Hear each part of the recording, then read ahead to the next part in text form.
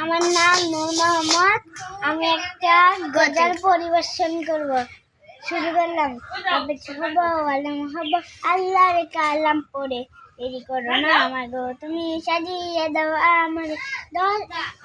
দশ নেকি দিবেন প্রভু একটি হরফ, হাজার হাজার হরফ আছে পবিত্র কোরআনে।